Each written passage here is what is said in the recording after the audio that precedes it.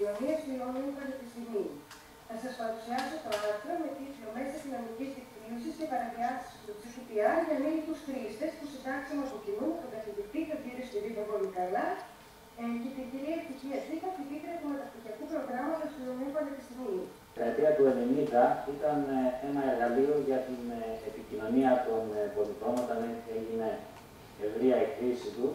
Σήμερα όμως έχει γίνει ένα απαραίτητο αξεσουάρ στη ζωή μας, διότι μας λύνει πολλά προβλήματα με τις υπηρεσίες που μας προσφέρουν οι εφαρμογές που εγκαθιστούμε στα κινητά.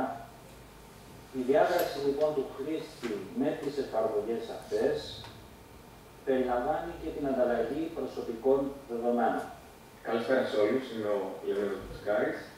Είμαι και εγώ διδακτορικός φοιτητής στο τμήμα και σήμερα θα δούμε μαζί με ένα μικρό review paper, που ουσιαστικά είναι ένα άρθρο ανασκόπησης πάνω στο πώς μπορούμε να κατηγοριοποιήσουμε την ηρωνία που θα δούμε πάνω στο κείμενο.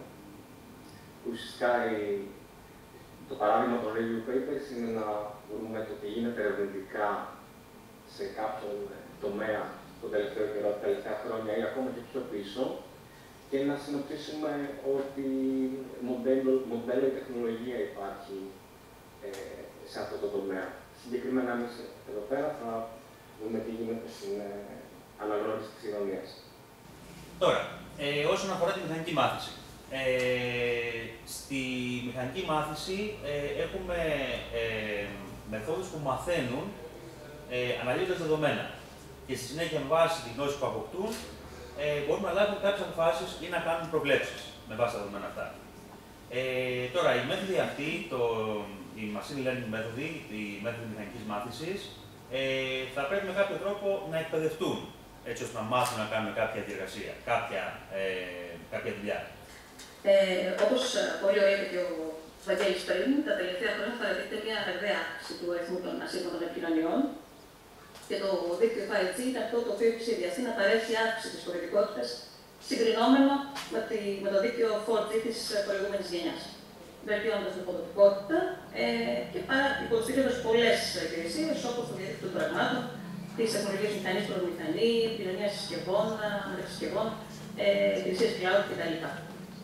Εξαιτίας όμως αυτής της βέσης εξάπλωσης των ασύμβατων τεχνολογιών, έχει αυξηθεί και η ετερογένεια των δικτύων, καθώς υπάρχουν καινούργιες εφαρμογές, καινούργιες συσκευές, οι οποίες προσπαθούν να καλύψουν τις ανάγκες των χρηστών, δημιουργώντας όμως ταυτόχρονα μια ετερογένεια στο δίκτυο επικοινωνίας. Η επιλογή δικτύου έχει να κάνει με την επιλογή της κατάλληλης ραδιοτεχνολογίας, ώστε να υπάρχει αδιάλειπτη πρόσβαση στο χρήστη και είναι μια ιδιαίτερα σημαντική πρόκληση τα τελευταία χρόνια. Καλησπέρα και από μένα. Εγώ είμαι η Σταυρούλα Παπατσιά, υποψήφια διδάκτορ στο τμήμα, με επιλέξω την κυρία Σγόρα. Θα σας μιλήσω για κάτι τελείως διαφορετικό από τους προηγούμενους ομιλητές. Θα σας μιλήσω για τον πολιτισμό και τις ψηφιακές εφαρμογές AI για μουσεία και χώρους πολιτισμού. Τι είναι το αυξημένη πραγματικότητα ή ο αγγλικός όρος augmented reality. Είναι η θέαση του πραγματικού και φυσικού περιβάλλοντος, επαυξημένο, εμπλουτισμένο δηλαδή, με εικονικά ψηφιακά στοιχεία όπως ήχος, βίντεο, γραφικά δεδομένα.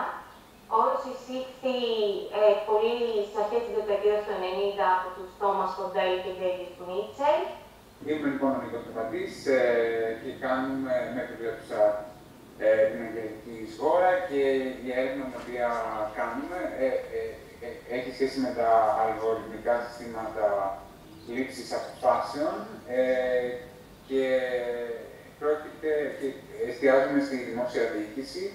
Λοιπόν, ονομάζομαι Τρούγκουλος Ευάγγελος, είμαι μεταπτυχιακός φοιτητής και με επιβλέψα την κυρία Σγόρα.